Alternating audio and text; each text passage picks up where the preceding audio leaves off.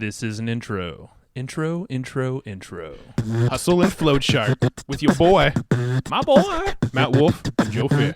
Hey. What's up? Yo. How you doing? I'm doing fabulous because we're not doing these intros at the end of a long day. Yeah. So I think we sound a little bit more coherent today. More coherent. Nope, it's not working. You're wrong. I think it's a psychological thing that, like, whenever we turn these intros on and hit the record button, we're like, we're going to sound like a bunch of idiots. Yeah. No, that's just you. Wow. Intro's all yours, bro. I'm out of here. All right. I'm just kidding. It's all love. Oh, I'm back? Am I welcome? I get made fun of in the episode. That's true. That is true. Wait for it. All right. Well, who are we talking to? This is one that I'm actually pretty excited to share with everybody. We're talking to a masked man. A masked man? A superhero. We're talking to Todd Herman, man. This guy's a badass. Yeah. But you'll get the reference a little later. He is the author of The Alter Ego Effect, which you've probably heard this referenced by Matt and I, and even I think a couple other folks, as being one of their favorite books recently. That's totally still true. Yeah. Because it's extremely practical, and Todd, he's not going to like step you through what the book was in this, but I feel like you and I were saying, Matt, like he gave a really good, I think, overall feeling of like, you know, who uses this, how to use this, the power of it. Yeah. And a lot of ways you can just test this right now. Yeah. I think it really touches on the essence of the book. And basically, you get like three core parts. Like, first of all, an explanation of what the alter ego effect is. You get a little bit of an explanation on how to develop your own alter ego. And then you get an explanation on how to turn it on and off that alter ego at will. Yeah. And we really kind of dive into those three core things. And Joe and I, like you said, we both read this book. Well, we listened to the book on audio. We're actually buying the print version because we want to sort of get another modality to really lock in a lot of the concepts. But Todd does an amazing job in the hour that we have together of really sort of explaining and breaking down all of the core elements so that you can go do this. But you gotta get this book. The Alter Ego Effect is such a great book. Yeah, and it's something I know I've personally used already in certain scenarios, like well, I won't go into specifics like super deep, but like speaking in front of certain audiences, for instance, like where you might have, and this is the case, I'm sure we all have a little tinge of it, but like imposter syndrome sometimes. I know Matt and I talk about it all the time. We're like, wait, are we really qualified to be speaking on this stage or interviewing this person or whatever it might be, or getting the traction notoriety for things that people have? And we're like, wait, really? But like, we take a step back, and in this interview is a perfect example. It's like, no, we are putting ourselves out there, and you can too. But there's ways that he describes where there almost every celebrity out there, including, you know, Beyonce and Bo Jackson, like we talk about them too inside of here, like they had an alter ego. They had this other, you know, personality that they were embodying in that moment. Yeah, for sure. And it's an amazing discussion. You're going to really enjoy it. We enjoyed having this discussion. But before we jump into it, I want to tell you about our notes. I can only guess. Well, you know what I'm about to say. Oh, that's right. So we take notes on every single episode. We actually have team members. Actually, lately, Joe and I have even been taking some of these notes. The notes are fun, man. Yeah, we take notes on every single episode. And I'm not talking about like the show notes where you get the links and stuff. We break down everything that we talk about on this episode. We bullet out all the tactics, any resources mentioned, and we do it for every show that we ever do. And you can go get those, and you can get them for free if you're quick. Be quick, though. If you get them the week that the episode goes live, they're 100% free over at hustleandflowchart.com/comp, C-O-M-P. C-O-M-P. Short for companion. Also, if you go to hustleandflowchart.com/companion, it will also work. But, you know, I wanted to save you a couple letters. Let's not confuse them. So hustleandflowchart.com/comp. Get the notes for this episode. And, well, like these notes are freaking awesome. Like, I don't think I appreciated them as much until you started reading them. No, kind of. I'm in the damn show, dude. There's a lot of time that we put into this thing. But no, reading the notes, you and I, come on, let's be honest. You said the same thing. I know. It's like you read these notes and you're like, holy crap, like this, I forgot that. I forgot we talked about that. Or that was that tool that they mentioned. For sure. Oh, like this, I've never seen it broken down in like these 5 steps. You know, they did like so. Joe and I have been spending a lot more time actually writing some of the notes and reviewing some of the notes, because we also send the notes out in our monthly Evergreen Profits letter. But don't worry about that right now. Go to hustleandflowchart.com/comp, see for yourself. And we should go talk to the world's greatest salesperson. Wow. We actually did talk to the world's greatest salesperson. Yeah, let's go say hello to Todd Herman. Hey, Todd, welcome to the show. My men, very good to be here. Thanks for having me. You're very welcome. My men, I like that. I've never heard that. Well, I can't say my man because now I'm insulting Matt. Right. So. That's awesome.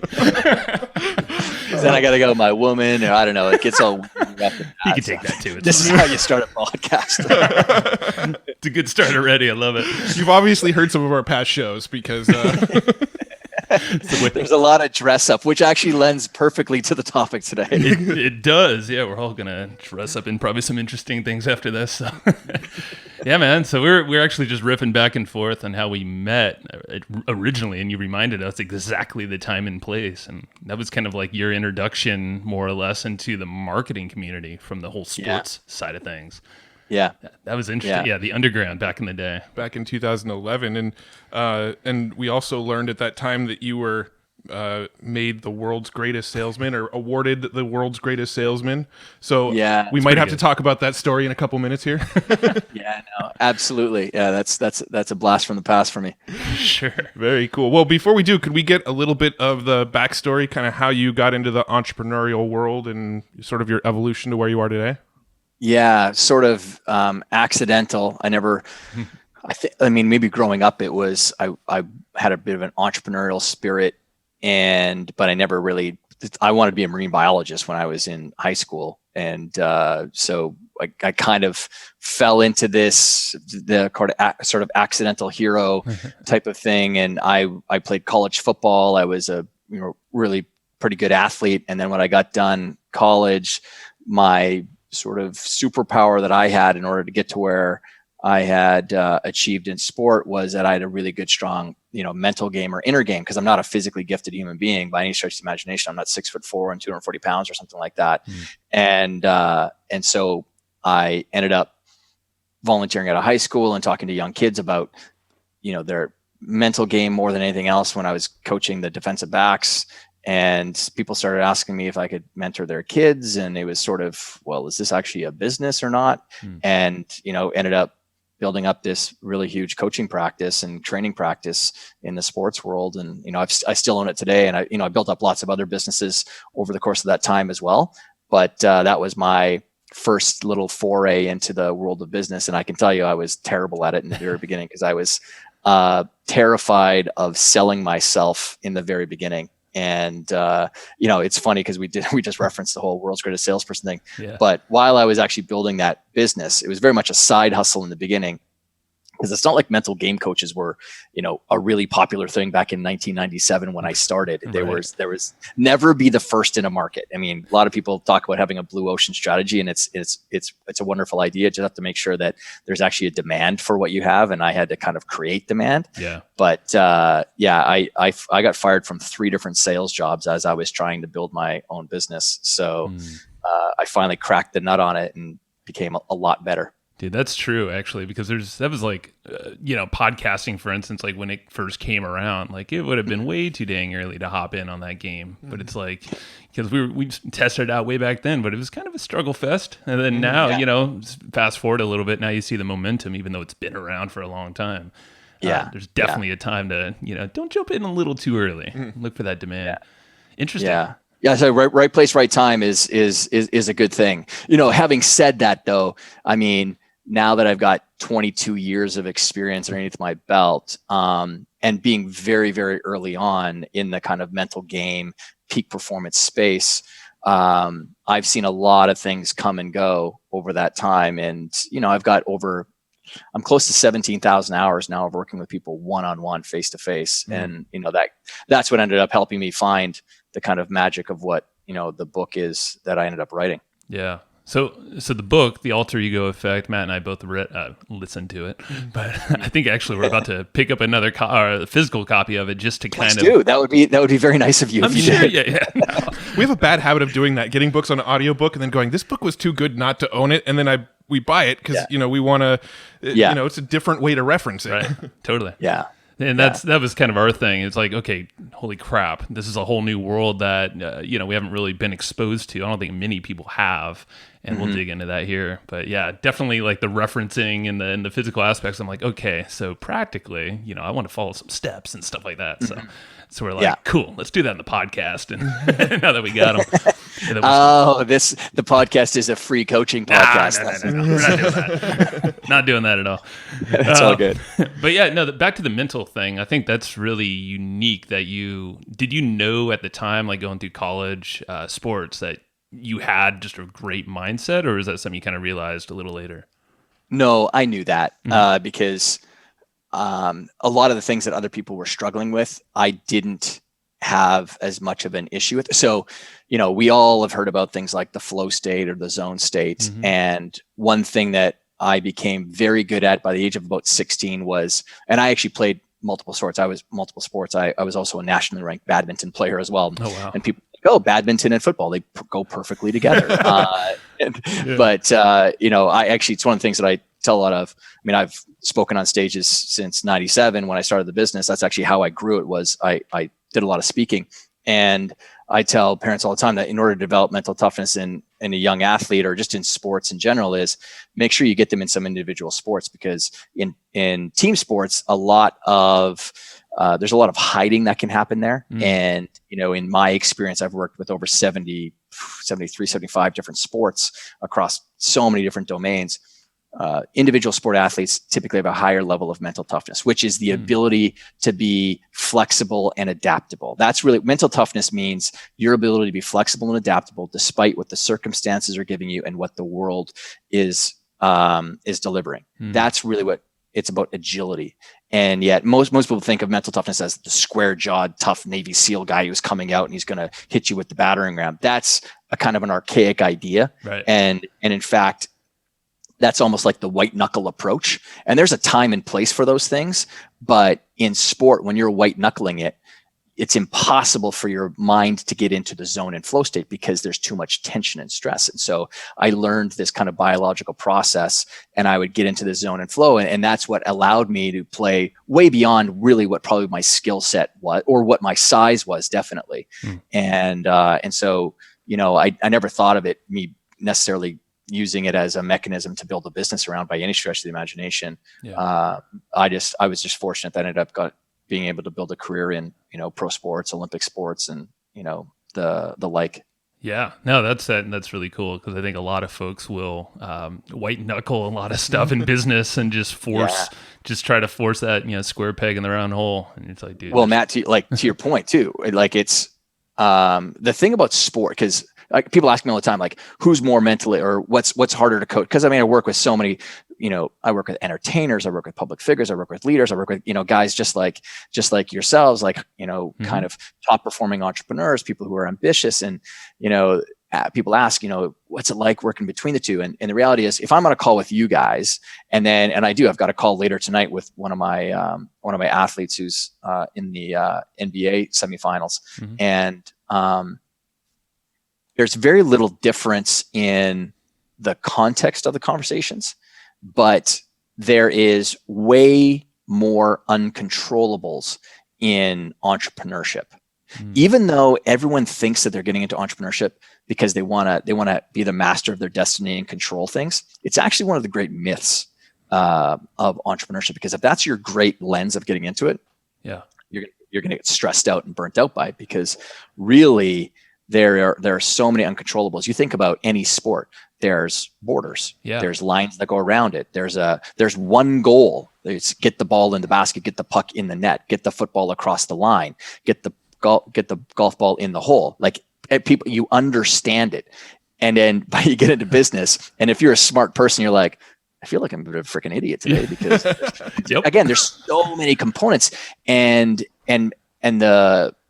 the thing that I end up doing, and what I pursue immediately when I'm working with people, is let's build a border. Let's start creating your game so that you know how to operate inside of it. and now all of a sudden we've created context. It's like, frames are really important. We all know, and I know you guys are masters at, communication and marketing and persuasion and stuff like that. And that the person who owns the frame is the one who owns the argument. Sure. Well, the same thing goes in business. And so there are so many uncontrollables.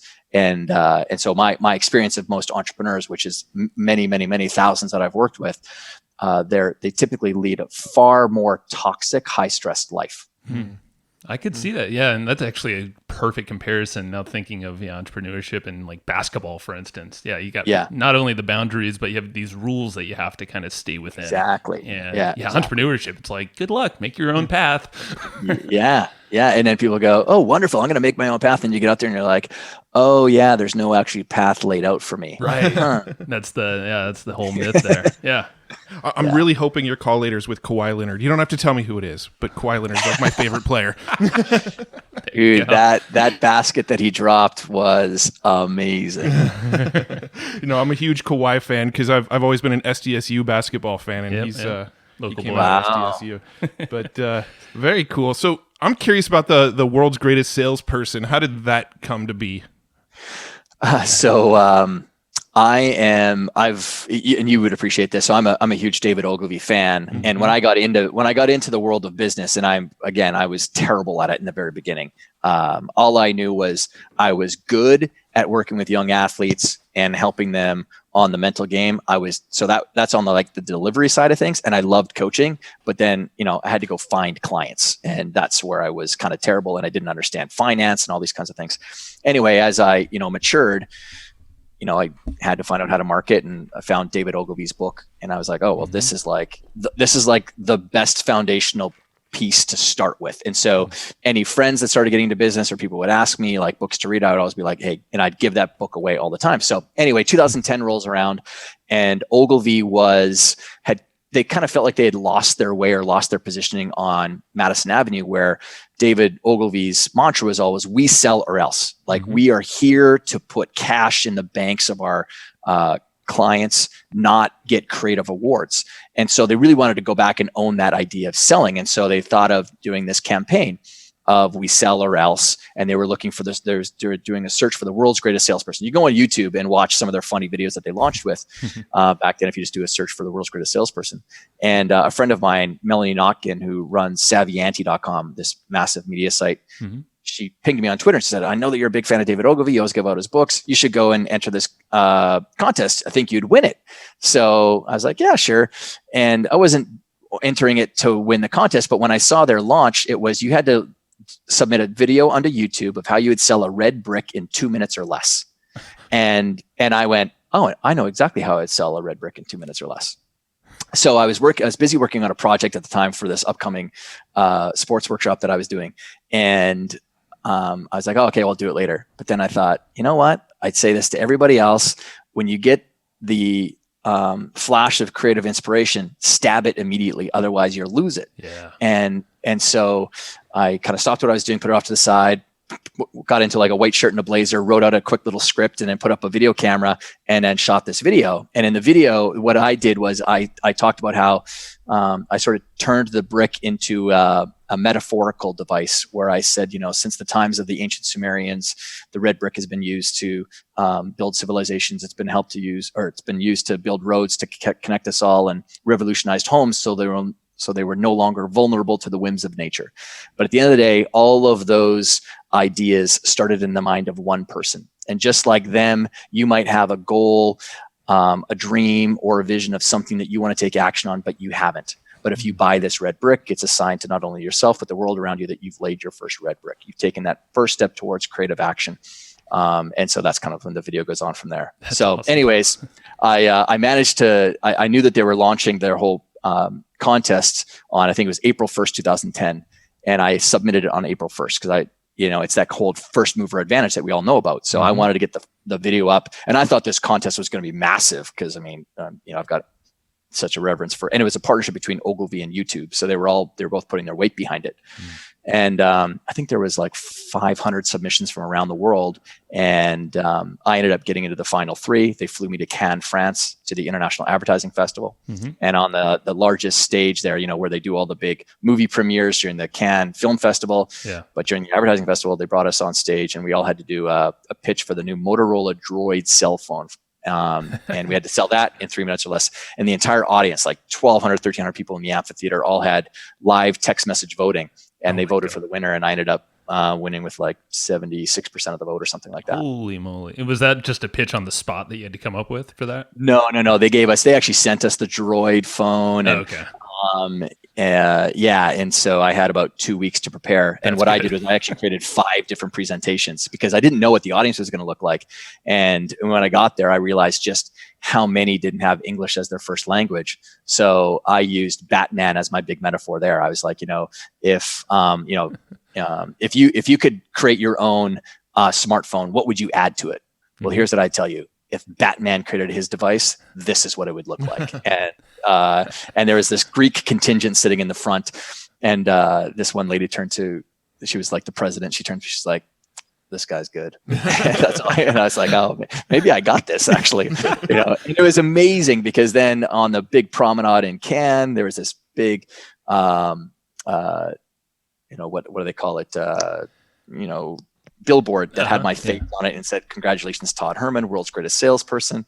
As soon as I won, all these people rushed the stage to give me these postcards because the advertising festival, if you ever get a chance, go to it because it's amazing. And it's all about the media parties. And so I got all these invites. So I was like almost a celebrity for the week. I'd walk down the promenade and people were like, oh my God, you're that guy in the billboard. And so cool. Yeah, it was, I kind of fell again, ass backwards into that contest. Yeah. And it was just sort of me paying homage to someone that it really helped out my career. So yeah, and putting yourself out there, and you harnessed an alter ego, it sounds like too. Yeah. And in the end, that entire thing built a brand new business because Procter and Gamble approached me. That video is actually used inside of many training organizations as a way to sell now, and so it actually built up a brand new corporate practice for me as well.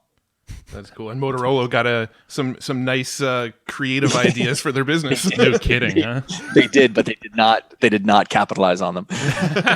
Well, I would imagine with the Batman reference, they may have to, get some licensing agreements set up. But they should have done it because it was like when you see it, that's the great thing about. And you guys, I know you guys speak on stages too. That's the great thing about being toes to toes and face to face with people. That's why, now that I've gotten really deep into the online world, I browbeat people around like, stop hiding behind your keyboard. Yeah. Like I have this 2-hour window every single Friday where, and I've got a, sizable email list where I'll just pick up the phone and start dialing my customers.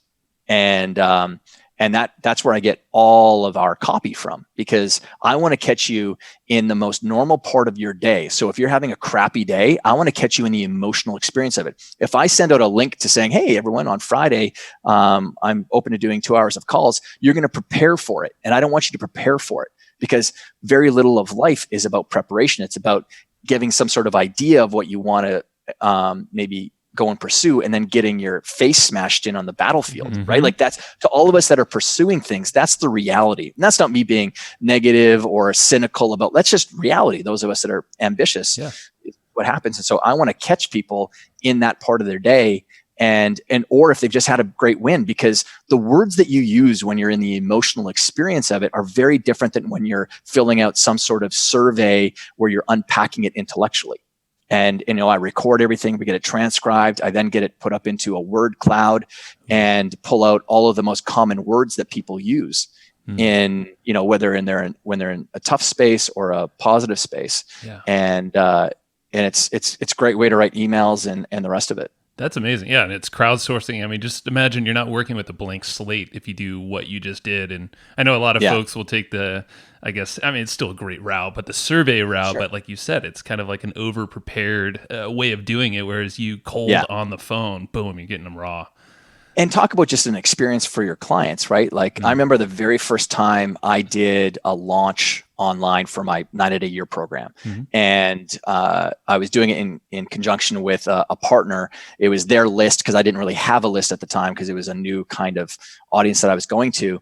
And when the first sale started coming in, I opened up Skype and they said, oh, what are you doing? because we were working together on launch day. And I said, oh, I'm calling the customers. And they're like, you're doing what? And I'm like, well, yeah, I'm calling the customers. And they're like, nobody does that. And I'll never forget the very first guy I called, this guy, Philippe, up in Montreal, Quebec. And I said, hi, is Philippe there? And he answered and he said, yeah. And my voice kind of sounded familiar to him because he just got done watching videos. And I said, hi, Philippe, this is Todd Herman from the 90 Day Year calling. I just wanted to call and say, thank you for placing your faith and trust in me and joining the 90 Day Year program. And he said, it was so matter of fact. He said, Todd, I have a pretty sizable business and I've been in this online game for 13 years. Nobody has ever called me. Wow. He's like, you got a customer for life. And that right then was like where I was like, okay, well, this is going to be my, competitive advantage because I love talking to people anyway. Yeah. And then you unpack like, hey, like, why did you buy? Like, what was there anything specific that was bothering you? Or, what's your situation like? And I don't need to invent stories anymore. Yeah. Yeah. Because they're giving it to me cold. Yep. And you could reference anything. And like you said, customer for life. I mean, yeah. I think even more so now, folks, and you could totally correct me, but like I feel like they're even more of a keyboard warrior. Yeah. Mm-hmm. Like with social media, they just think, oh yeah, I'm on Instagram Live or doing all these stories. It's like you're still hiding. Well, that's what everybody's out there teaching, right? Everybody's out there teaching the shortcuts, the quick paths. Go create a landing page, funnel hack somebody, create a landing page, and drive Facebook ads to it, and that's all you got to do, right? That's kind of the common wisdom that's being spread these days. Yeah. And yet, if you talk to anyone that's got some serious growth going on in their business, I mean, I'm in some, pretty high level networks, and the ones who have a lot of, face-to-face opportunity with their clients, they're the ones who are actually probably have the most growth right now. Even our friends at Digital Marketer, I know Ryan and Roland and those guys really well. Yeah. And the biggest growth area of their entire business is their private masterminds and their live events, not necessarily the online stuff. True. So not that we throw that stuff out, right? But it's don't think you can rely on it as much anymore. So yeah, people are craving human interaction more than ever now. They are. So. Yeah, the connection of it. And we were just at one of Roland's events at War Room, and I could see that, just the attention. There's no better way to keep someone's attention. I mean, podcasts are actually pretty good. Yeah. We've done some measurements, and we're like, oh, that's good engagement here. So this is a good first start. But yeah, the in-person meetups, even at a minimum in your local area, that's something we're kind of starting to do more. That's something that Roland specifically is really big on. I mean, I don't think he goes to lunch any day without somebody else being there with him. Mm-hmm. Doesn't seem that way. It's just because he's cheap. He's cheap and he doesn't want to pay. That's his problem. Roland, damn you. No. We've went and gotten lunch with Roland probably 3 times. I don't think he's ever let us pay. That's true. No, that's why I can make that joke. If it was true, that I'd be just an ass. But, I'm sure he'll hear this. Which I may still be, but we'll leave the listener to decide. Yeah, exactly. Yeah, no, that's awesome, man. And this is just a testament to, the folks out there who think, oh, I don't have the time, or just all these excuses, these roadblocks that we set up for ourselves to not just pick up the phone or even just reach out with a personal email if that's maybe the first step in the right direction. It's so hard to argue with the fact that human beings crave relationships. When you take a look at every single study that's ever been done on the quality of life or fulfillment, like when people get to the end and they say, the longest study that was ever done on kind of human success and experience of life was done over a course of, I think it was 63 years, and it concluded about 8 years ago. And the number one common denominator of people who had a fulfilling life was the quality of their relationships. That was the number one. And then other studies have been done talking about different metrics, but the only shared golden thread that's weaved them all together is the relationship side of things. And yet people right now are isolating themselves. They're consuming so much cotton candy apple, sugary stuff off of social media or stuff that's toxic. And then they wonder why, when you take a look at your psychological self or emotional self, you're obese, right? Like it's stunting your physical and mental and emotional growth. So we need to, and I mean, I would encourage everybody. It's my great challenge to everybody that's listening is I dare you to actually go into your customer list this week and call someone random. And like in me, I do a whole like roulette style with it. I don't even pay attention to the time zone or anything like that. If I call and it's 5 a.m. in LA, I don't care. If you're the one who has your phone on at 5 a.m. and I call you, like there's no yelling at me because I woke you up. True. You're the one who didn't turn off your phone. And by the way, I've had some phenomenal conversations with people at 5 a.m. or at 1 o'clock in the morning with people because my attitude is because they're like, dude, you just called me at 5 a.m. I'm like, dude, you just picked up the phone at 5 a.m. They're like, oh yeah, that's right. And why aren't you up at 5 a.m. anyway? Well, what if they still have a landline and they can't mute it at night? Ooh. Well, and yeah, I've got nothing to say to that. Sorry. They got bigger issues to worry about. That's another error in their own decision-making process. Yeah. What are you doing adding that extra cost of a landline in your life? I've just found a cost savings for you. See, there you go. Save you $10 a month. So, I mean, I want to take it to the alter ego effect. I mean, first of all, this is probably just going to answer my own question because you're just doing it anyway, but you're on a media tear right now. And I always find that super impressive. I was telling you right before, and like you're everywhere, it seems like.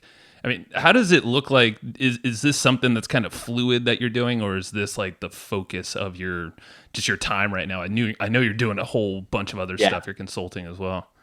Well, I mean, there's a huge focus part, definitely. I mean, you're engineering as much as possible around the actual, the launch day of your book, and then, going on for another. Some people, they really compress it down to the first 2 weeks. I didn't do that. I mean, I did 24 podcast interviews 1 week, 23 the next, 21 the next. And so I'm playing a massive long game with it too. So now it's probably gone a little bit more fluid. There's a lot of things that are coming a lot easier to me. I mean, I was, fortunate going in, but again, I wrote this book not in the second year of my business where I wanted to position myself as an expert. I'm, 22 years in before my first book came out. And, but no, I just have the fun part for me is it's not, I don't see it as this book being about me. I feel like I'm a shepherd for this idea. I just happen to be the one who codified the process of really how to use alter egos in a powerful way. And, it's what I'm known for in, elite level sport. Yeah. And then, it kind of permeated out of that and into like leadership and entertainment world. And now I'm, really, I feel this book is a big reminder to people. I look at it as a big remembering, because the great thing about the idea of an alter ego or a secret identity is that every single human being on this planet has already used this because it's baked into our human psyche. Right. It's what we used as kids when we were most tapped into our creative imagination. We were playing with the idea of, man, how far could I jump off of the sofa when I'm Superman or Wonder Woman or Black Panther? What could I do on the basketball court if I'm Michael Jordan or, Magic Johnson or LeBron James, or insert the name of anyone from another sport. Right. And it answers that question of what can I do if? And the if statement is, we all have some sort of narrative and story around what we think we can and can't do, or what our weaknesses are, or the narrative of, just stuff that's happened to us. And we've now got this set of beliefs that might stop us, or we think that our circumstances and our environment are the thing that's holding us back. And so we play with this idea of, man, what could I do if I didn't have that? And then all of a sudden, because disassociation is a powerful way to create a new level of performance, we now are no longer shackled to those ideas, and we're now acting through a new identity. And so that's what I'm kind of known for in pro sport, is the more kind of quick hit artist guy that, I get called in when someone on Wednesday is about to be playing in the US Open out here in New York City, where I live, at Flushing Meadows on Saturday, and they don't have time. I don't have time to, give them a meditation class, which, of all the strategies, is one of the most powerful strategies you could ever implement long-term for your mental, emotional, and physical health. But 3 days, what's the fastest path to changing someone? Identity, because that's at the core of how they associate themselves. So, Yeah, no, it's fascinating, because I mean, Matt and I, like I said, we both listened to the book and still in the process of creating this identity, secret identity of ours. And it's not quite like I think we individually, we haven't even spoken about it because I know in the book, it's almost like it's a little better when you keep it a mystery to those around. And I'm like, I like that because I'm used to just like kind of blah, blah, blah, here's what's on. I'm like, no, I'm going to keep this shit secret. It's my little mystery. But so sports athletes, I think it's, when you started the book out, I think there was a story about Bo Jackson, and I think it's pretty obvious that a lot of athletes they go into a different zone, their flow state, their identity. But like reading these stories, I was like, holy crap, like about Bo Jackson. And like you said, LeBron, no one's really Tiger. I saw you posted recently on Facebook about like, this guy's a beast. And it's like, I know he's a nice guy. At least he seems that way. But on the field, he's just like, oh, I'm going to freaking murder this thing. Yeah. Well, there was one, I think it was about Bo Jackson, but there was one comment in the book about, I think it was Bo Jackson, where he said something to the effect of like, I was watching every game with everybody else. That wasn't me on the field. I was watching that. And I'm totally butchering the wording from the book, but it was somehow these people managed to disassociate themselves from the athlete that's on the field. Yeah. Well, that example I think you're talking about is actually Beyonce. Oh, Beyonce. Okay. Beyonce, when she's talking about Sasha Fierce, she would always talk about how it was just an out of body experience. Yeah. How it was, she in the very beginning, she never felt like it was actually her that was out there performing. And then it would be like she'd get off stage and almost like shake her head and she's kind of back to being Beyonce kind of thing. And, but what's really important for people I don't want people to think that, oh, this is reserved for people that are like entertainers or for like people go, oh, well, I can get them because they're out there on a stage performing. And yet, because I'm a performance guy, every single person's performing because performance is about getting a result. Right. And so, the people that are listening, it's like, so the results that you're currently getting, are they the results that you actually want to be getting? And this isn't a judgmental question. It's like, no, let's be honest and real, because the first point of peak performance is honest and truthfulness.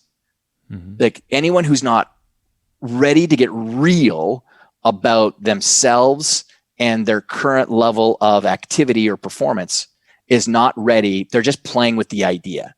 They're just masturbating to themselves, making themselves feel good that they're doing something to move forward. But listen, at the end of the day, it's not going to get you where you want to go. And all you're going to do is exhaust your arm. Yeah, that's true.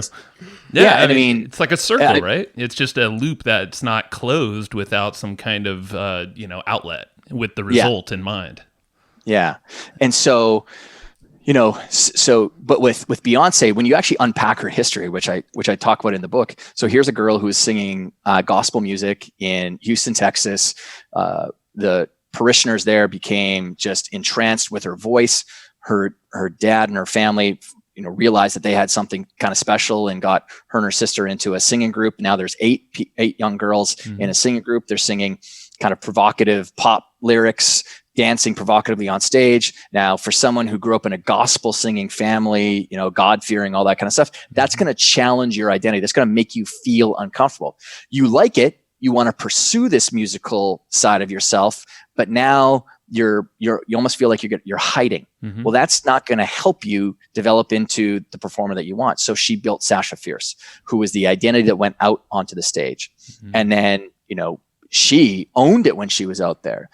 And that's why, in 2009, when she came out with her Sasha Fierce album, and she talks about how she could retire Sasha Fierce, because what it gets to is this great quote from Cary Grant, the Hollywood Golden Era actor, which probably most perfectly encapsulates the idea of the alter ego effect, which is, he said at the end of his career, I pretended to be somebody I wanted to be, and I finally became that person.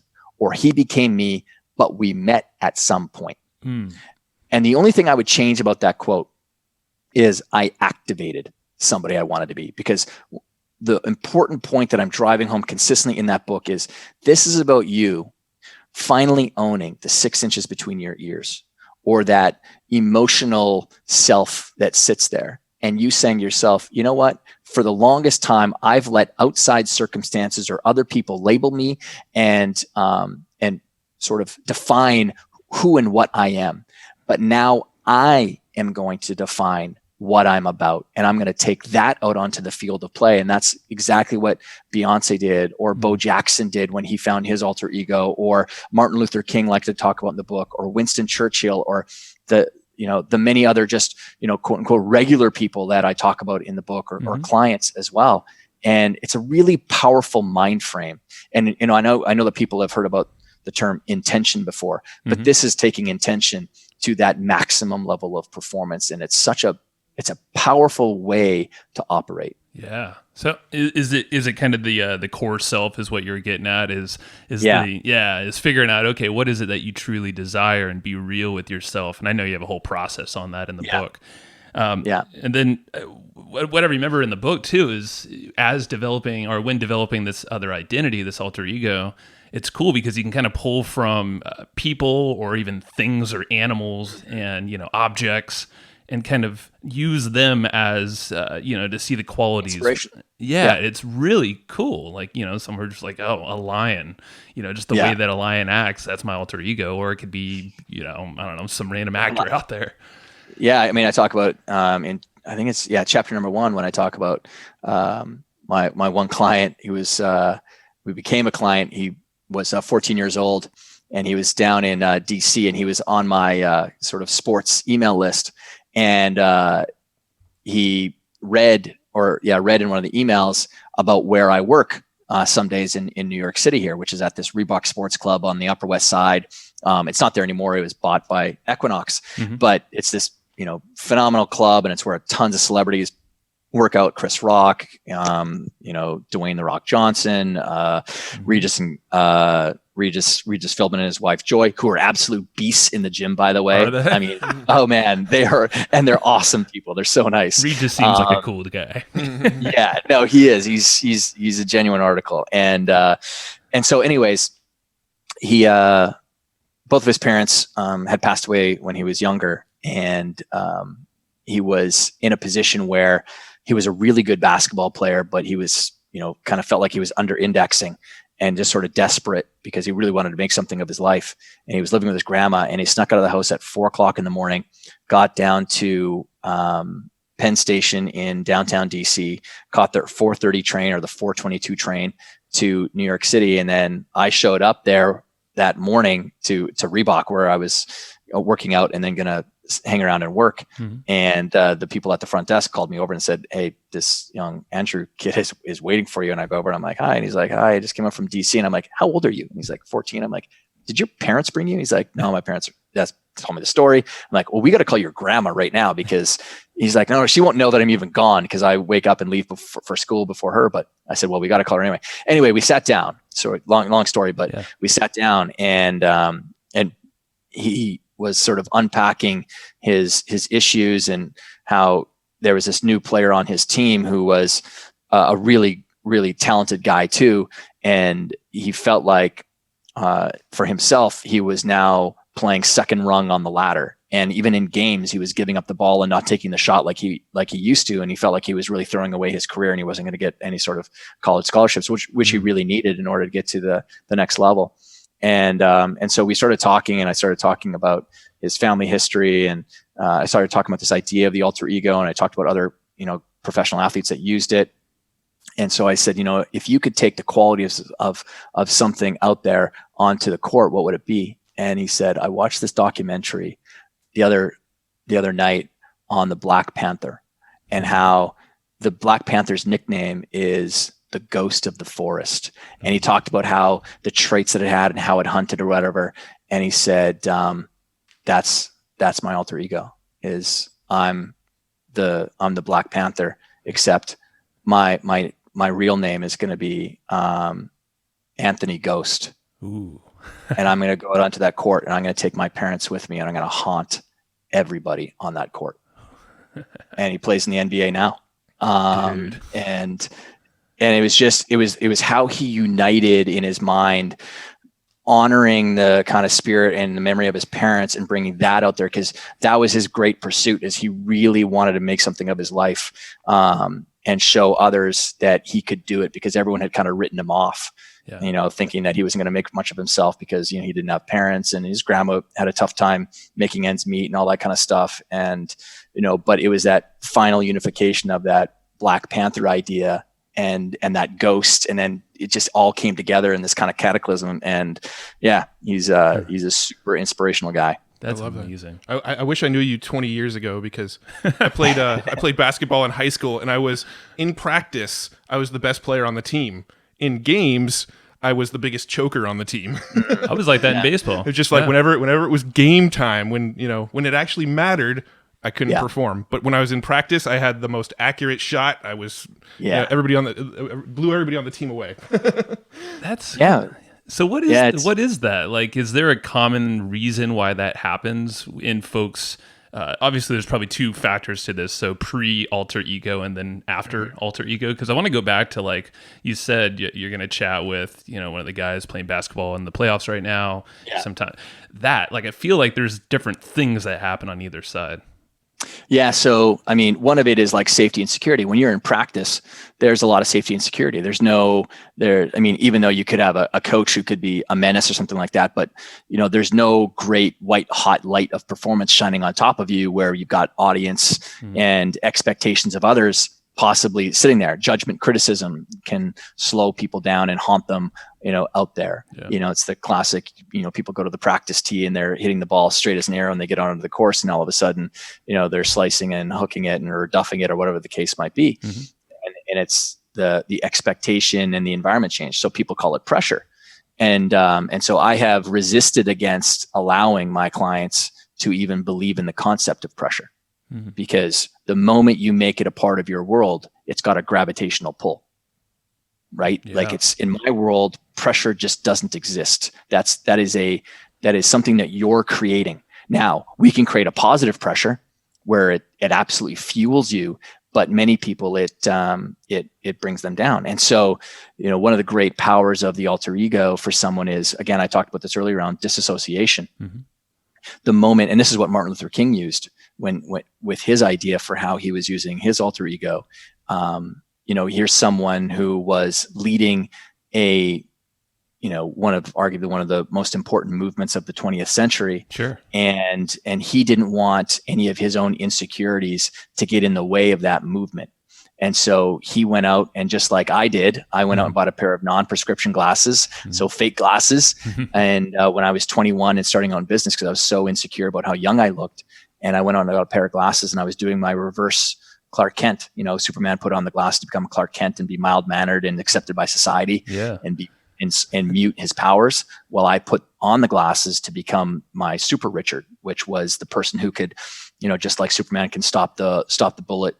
I was stopping any of the slings and arrows of rejection and resistance that was going to, get in my way of getting my business out there. And that's what helped me get past that. And then, and just like Cary Grant's quote, I ended up becoming the person that I most wanted to be. Mm-hmm. And that's what Martin Luther King did. He put on those glasses and he called it his distinguished self. And when he sat down to do his writing, that's what he did. He put on those glasses so that he could say the things he needed to say in an eloquent way so that he could inspire nonviolent action. And, that's so powerful because those glasses as a reference point became just like a shield to the more sensitive self. And that disassociation is really powerful. And so, when you take a look at Anthony, when he went out there as Anthony Ghost, that's what he was doing. He was now wearing a different cape for himself to protect that more soft-centered individual. And then when he got off the court, he could maybe sink back into himself. Yeah. But then just like everybody else, you end up finding these other gears and that you didn't even realize that were there. And that's the super fun part right now is the messages that I get on Instagram or Facebook from people that are like, man, this has been such a phenomenal experience to rediscover actually what I'm about instead of this person that I've been hiding inside of for such a long time.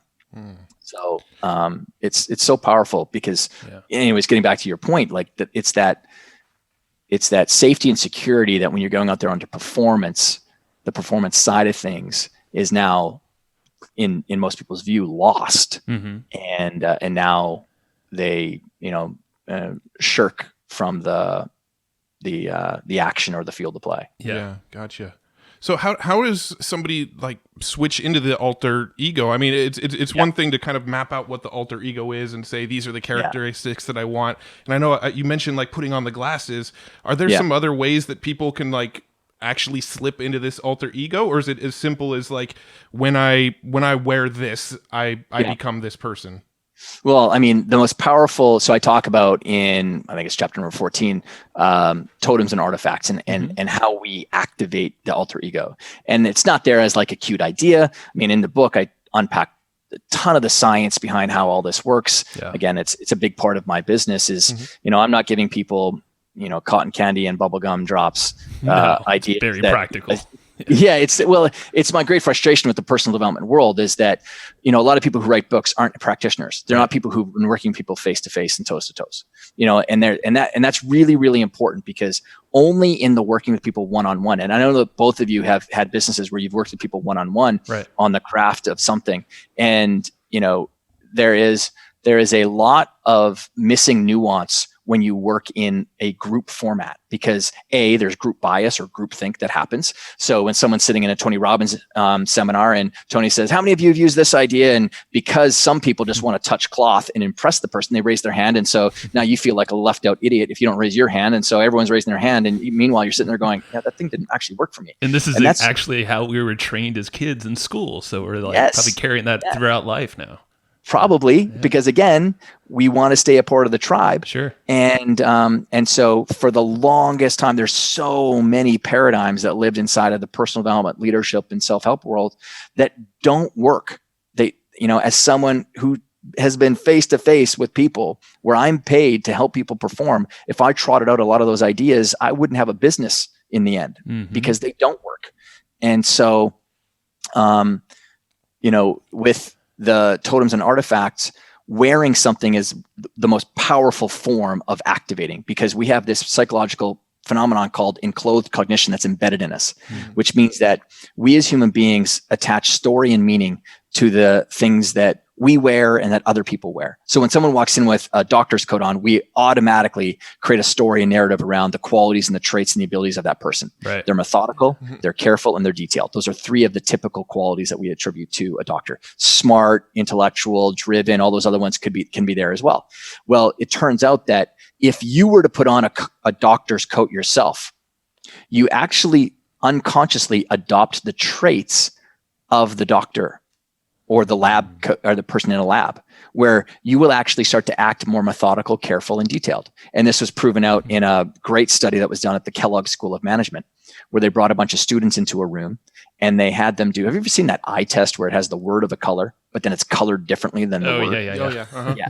So it's like the word is red, but then it's colored in blue, and then orange is in yellow, and on so forth. And so they have all these words out there, and you have to go through and say the word without making a mistake. And what they do is they time you to see how quickly you can get through all the words, and they track how many mistakes you make. So they brought in all these students, and they had them do this test. And then they leave, and they bring in another group of students, and they hand them a white coat, and they tell them it's a painter's coat and to put it on.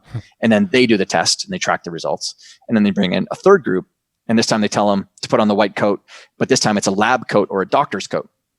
Same white coat as the previous one. And they do the test. So what are the results? Well, the people who wore the lab coat, doctor's coat, they did the test in less than half the time and made less than half the mistakes as the other two groups. Jeez. Why is that? Because of what I just said. Wow. They adopted the traits of being more careful, methodical, and detailed, which are qualities that helped you with that specific task.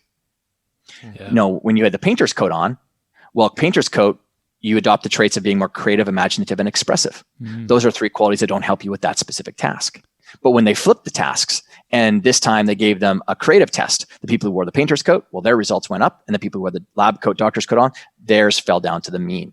So this is just one example of, when we're trying to find that totem, that artifact, that talisman, whatever it might be, is that's the great thing about human beings. We can infuse the meaning into it. So when I put on those glasses meant to me the qualities of being confident, articulate, and decisive, the three qualities that I was lacking at the time.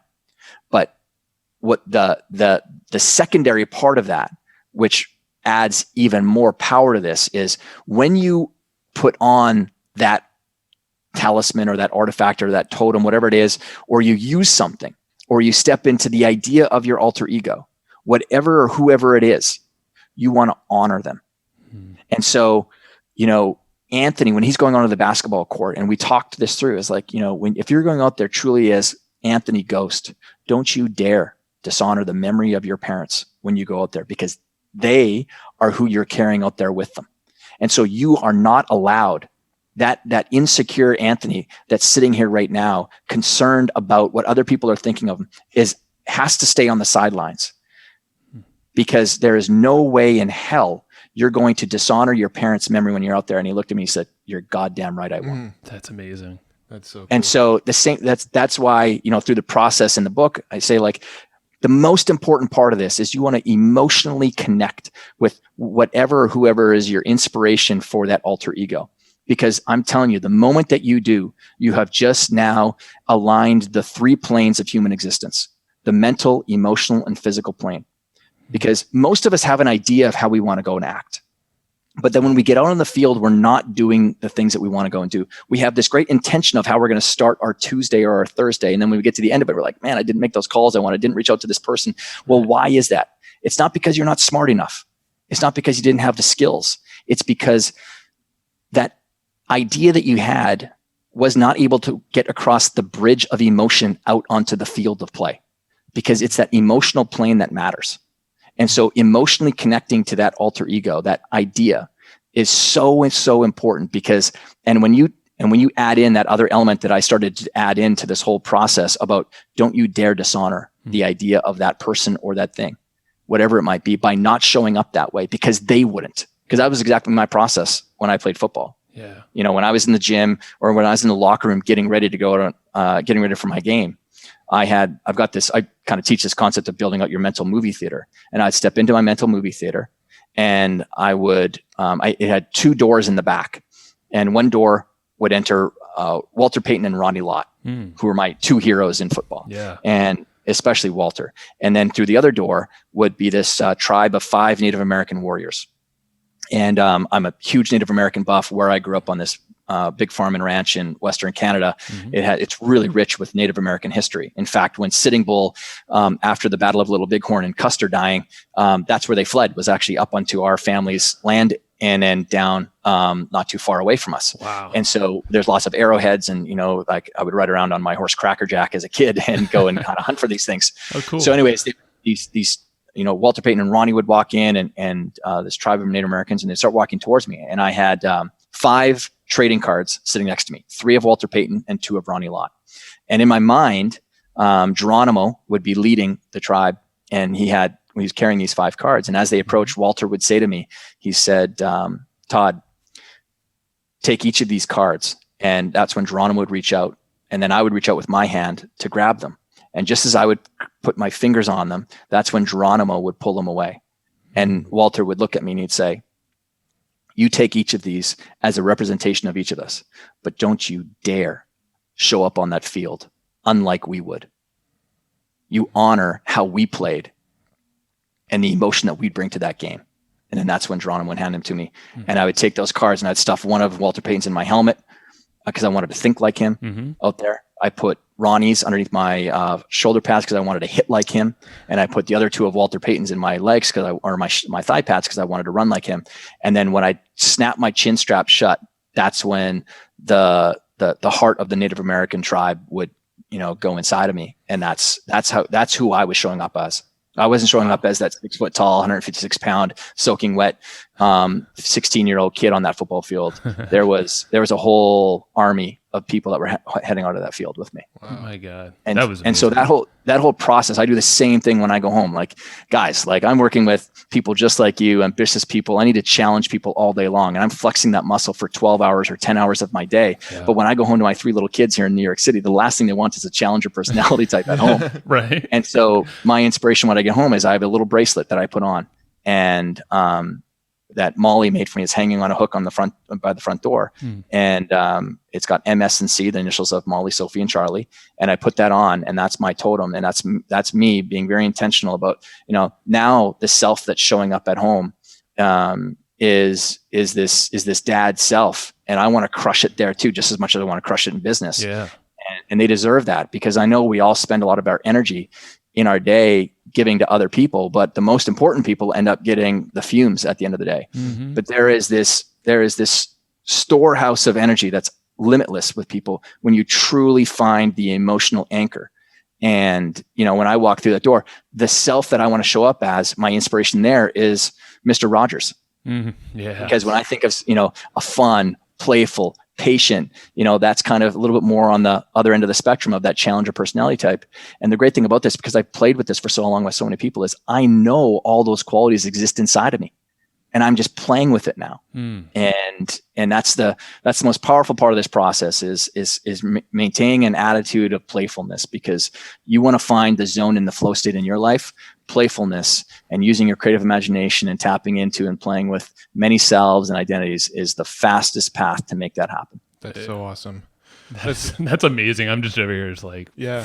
Thanks for sharing that story with us about your football days, because that's like that really sort of solidified things and hammered things in. But I feel like we could talk about this stuff for hours more. I love this conversation, but I know this is my favorite subject. Yeah, you got to grab your dinner, and we don't want to make you late. Yeah, we don't want to cut into your dinner time. So before we jump off, the book is Alter Ego Effect. You've also got the 90-day year. Is it toddherman.me or toddherman.com? Yeah.